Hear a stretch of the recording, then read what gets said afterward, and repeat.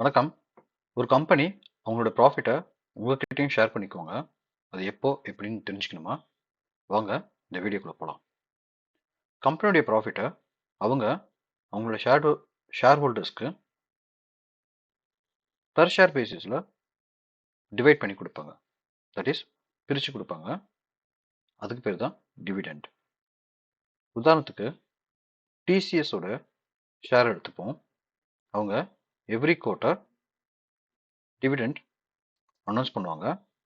So நம்ம எப்போ நமக்கு அனௌன்ஸ் பண்ண டேட்ல இருந்து இந்த டிவிடெண்ட் கிடைக்கும் அப்படின்றதுக்கு சில இம்பார்ட்டன்ட் டேட்ஸ் இருக்கு.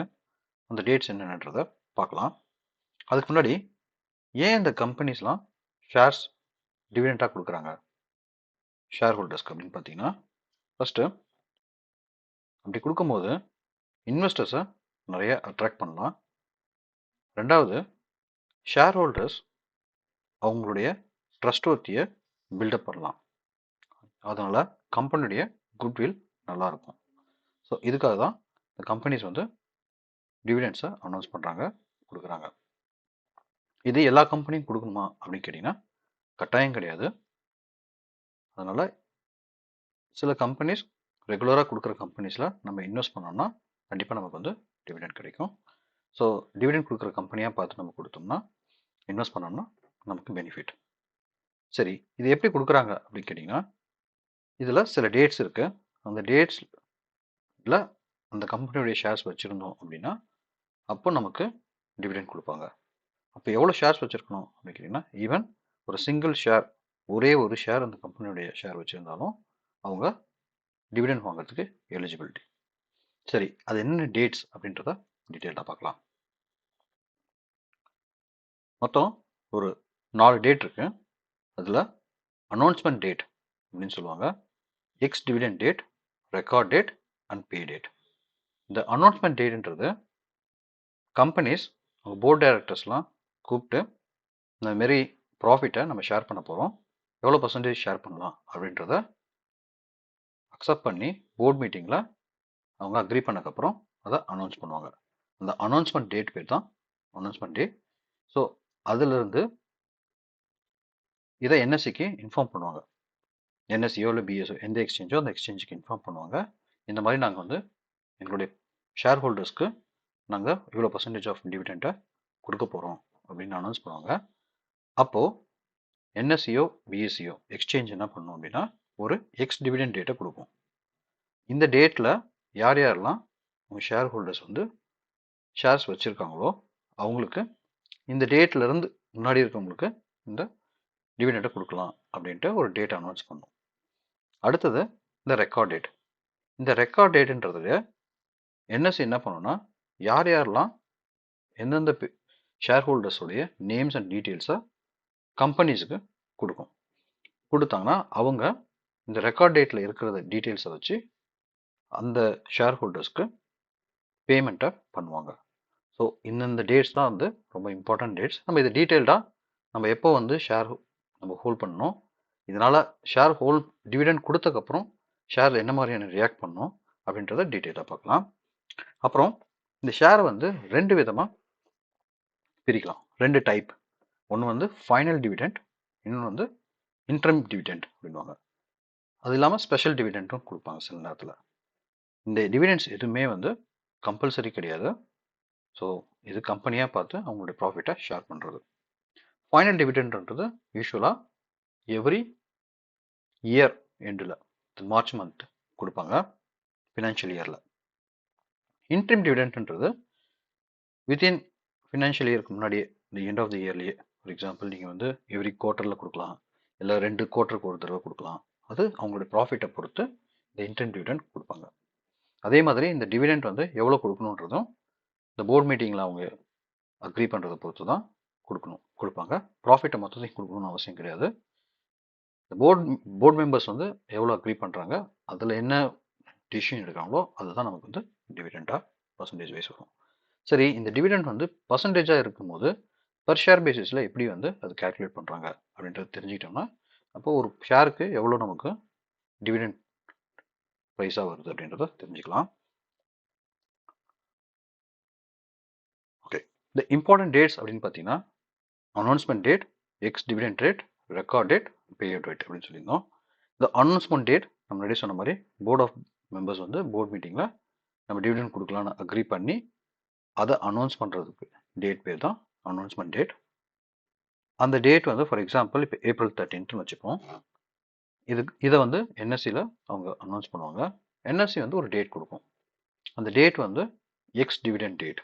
அப்படின்னா அந்த எக்ஸ் டிவிடெண்ட் டேட் முன்னாவது நாள் வரைக்கும் யார் யாரெல்லாம் இந்த ஷேரை ஹோல்ட் பண்ணுறாங்களோ, டெலிவரியில் வச்சுருக்காங்களோ அவங்களுக்கு இந்த ரெக்கார்ட் டேட் போது கீப் பண்ணிருக்கணும். வச்சுருந்தாங்க அப்படின்னா தென் அவங்களுக்கு பேஅவுட் கொடுப்பாங்க. ஸோ இது சிம்பிளாக நம்ம புரிஞ்சுக்கணும் அப்படின்னா இந்த ரெக்கார்ட் டேட்ன்றது ரொம்ப இம்பார்ட்டண்டான டேட்டு. அந்த டேட்டில் இந்த கம்பெனியுடைய ஷேர்ஸ் ஹோல்ட் பண்ணியிருந்தாங்க அப்படின்னா அப்போது நமக்கு ஷேர்ஸ் கிடைக்கிறதுக்கு வாய்ப்பு இருக்குது. எக்ஸ் டிவிடெண்ட் டேட் அன்னைக்கு நம்ம போய் பர்ச்சேஸ் பண்ணோம் அப்படின்னா அன்னைக்கு நமக்கு 99% கிடைக்காது. ஏன் அப்படின்னா ட்ரேடிங் ப்ளஸ் 2 டேஸில் நமக்கு எப்பயுமே வந்து டெலிவரி வரும். ஃபார் எக்ஸாம்பிள் இன்னைக்கு வந்து April 18th நீங்கள் பர்ச்சேஸ் பண்ணீங்க அப்படின்னா April 19th உங்களுக்கு ரெக்கார்ட் டேட்டில் வராது இல்லையா? So for example record date வந்து April 21 அப்படின்னு இருக்குது அப்படின்னா அப்போது ட்ரேடிங் ப்ளஸ் 2 டேஸ் அப்படின்னா ட்ரேட் பண்ணி என்னது 2 நாள் அப்படின்னும் போது உங்களுக்கு வந்து 18th வாங்குறது தான் பெட்டர் டே. ஸோ அப்போனால உங்களுக்கு வந்து 18th அதாவது எக்ஸ் டிவிடெண்ட் டேட்ன்றது ரொம்ப சிம்பிளாக புரிஞ்சிங்கன்னா அதுக்கு முதல் நாளே நீங்கள் வாங்கிட்டீங்க அப்படின்னா கண்டிப்பாக உங்களுக்கு டிவிடெண்ட் கிடைக்கிறதுக்கு வாய்ப்பு இருக்குது. ஸோ ரெக்கார்ட் டேட்டுக்கு 2 நாளைக்கு முன்னாடியே நம்ம கையில் அந்த ஷேரு டெலிவரியில் இருக்கணும். அப்படி இருந்ததுன்னா கண்டிப்பாக கிடைக்கும். சில ஷேர்ஸு ட்ரேடிங் ப்ளஸ் 1 டே இருக்கும். அப்போ நீங்கள் எக்ஸ் டிவிடெண்ட் டேக்கு ஒரு நாள் முன்னாடியே நம்மக்கிட்ட டெலிவரியில் இருந்ததுன்னா ரொம்ப சிம்பிள். ஸோ சில நேரத்தில் என்ன ஆகும்னா ex dividend day plus record day ரெண்டுமே ஒரே நாளாக கூட இருக்கும். சில companies ex dividend day, record day and payout day மூணுமே ஒரே நாளில் கூட வரதுக்கான வாய்ப்பு இருக்குது. ஸோ இது எங்கே போய் பார்க்கலாம் அப்படின்னு பார்த்தீங்கன்னா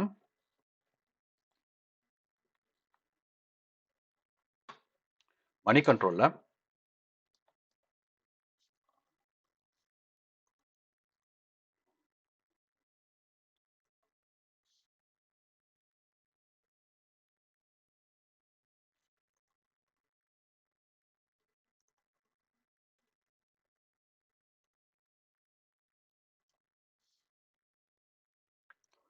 quarterly results, financial results, annual results, dividend declaration இதை கிளிக் பண்ணிங்க அப்படின்னா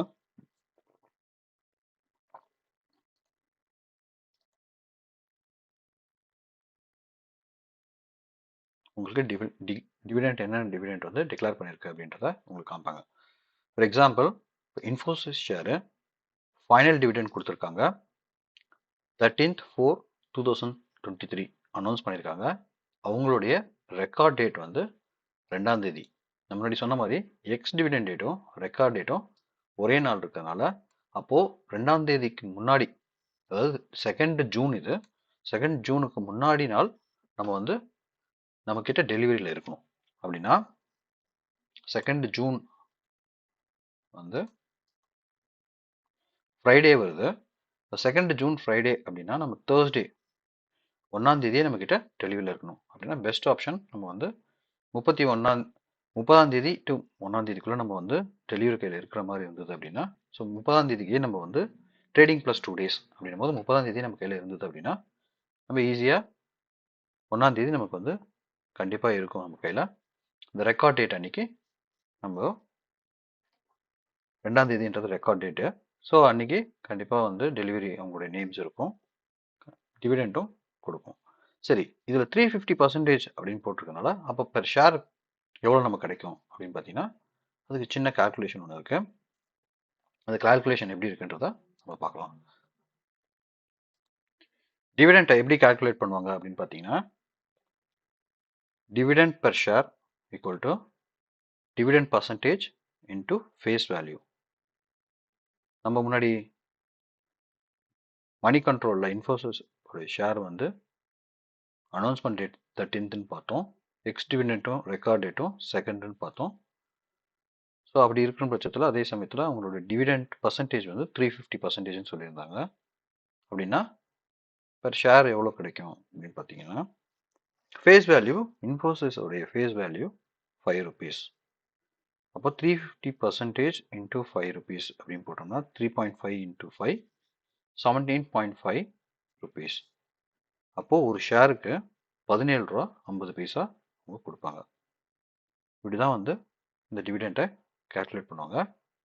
இந்த பர்சன்டேஜ் ஆஃப் டிவிடெண்ட் வந்து ஒவ்வொரு கம்பெனிக்கும் ஒவ்வொரு டைமும் வேரி ஆகும்.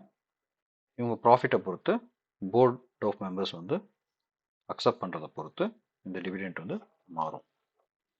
ஸோ இதுலேருந்து நம்ம என்ன தெரிஞ்சுக்கலாம் அப்படின்னா, அனௌன்ஸ்மெண்ட் டேட் ரொம்ப இம்பார்ட்டண்ட்.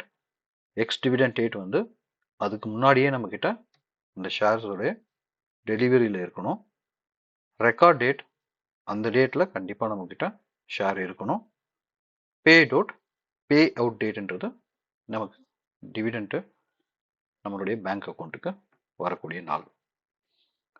சரி, இப்போ ஒரு சிம்பிளான நமக்கு ஒரு ஸ்ட்ராட்டஜி தோணலாம்.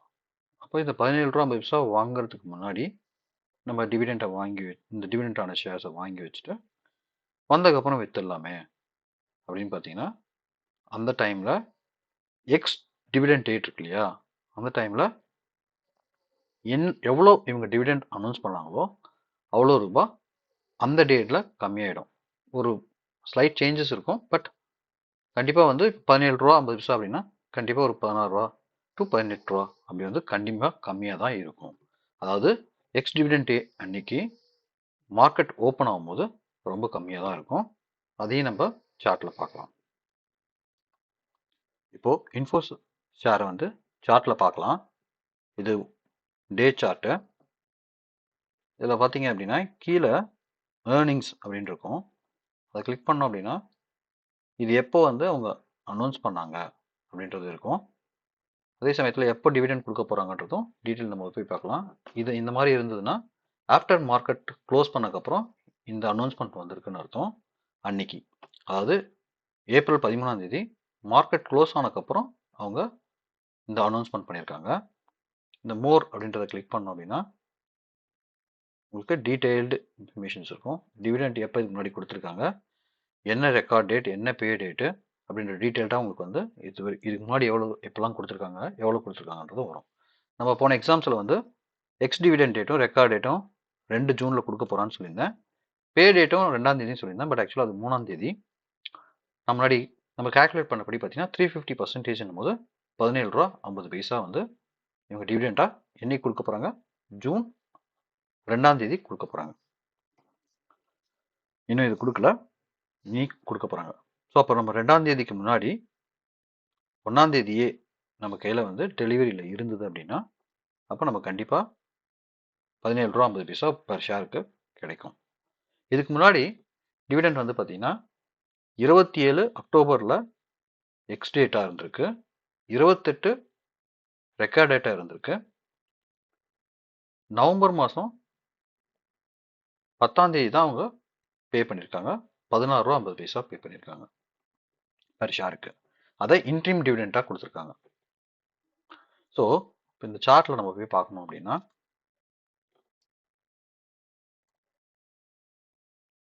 இது அக்டோபர் மந்த்து. அக்டோபர் 13ஆம் தேதி பார்த்தீங்கன்னா உங்களுக்கு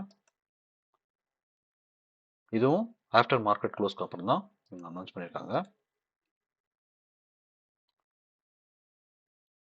இதில் வந்து டிவிடெண்ட் அண்ட் டேட்லும் வந்து பார்த்தீங்கன்னா 16 ரூபா 50 பைசா உங்களுக்கு கம்மியாக இருக்குது. சரிங்களா?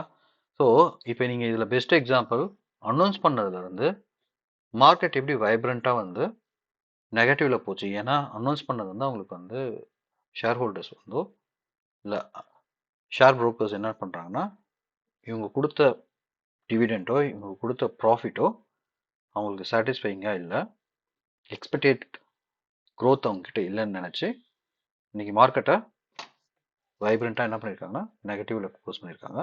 ஸோ அதனால தான் இவ்வளோ டிலே. அனௌன்ஸ் பண்ண அன்னைக்கு ஏப்ரல் 13ஆம் தேதி 14ஆம் தேதி லீவு, ஃப்ரைடே லீவுன்றதுனால 2 நாள் கழிச்சு மண்டே ஓப்பன் ஆனவுடனே அவங்க டோட்டலாக நெகட்டிவில் கொண்டு போயிட்டாங்க. எவ்வளோ டிஃப்ரென்ஸ் வந்துருக்கு பாருங்கள். ஸோ இதுதான் வந்து எக்ஸ் டிவிடெண்ட் டேட்டு ரெக்கார்ட் டேட்டில் இருக்கும்போது இந்த மாதிரி அனௌன்ஸ் பண்ணாலும் உங்களுக்கு வந்து இந்த மாதிரி உங்களுக்கு நெகட்டிவ்ல வரதுக்கு வாய்ப்பு இருக்கு.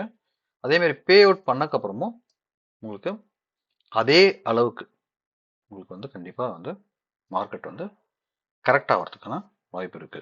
ஸோ அதனால நம்ம டிவிடெண்ட் வேணும்னு நினச்சி முன்னாடியே வாங்க தேவை. ஆனால் இதில் ஒரே ஒரு பெரிய ஒரு சின்ன விஷயம் இருக்குது. என்ன அப்படின்னு பார்த்தீங்கன்னா, இந்த டிவிடெண்ட் டைமில் அனௌன்ஸ் பண்ணுறதுக்கு முன்னாடி எப்படி இருந்தாலும் நமக்கு பணம் கிடைக்கும்ன்ட்டு நிறைய பேர் என்ன பண்ணுவாங்கன்னா வாங்க ஆரம்பிப்பாங்க.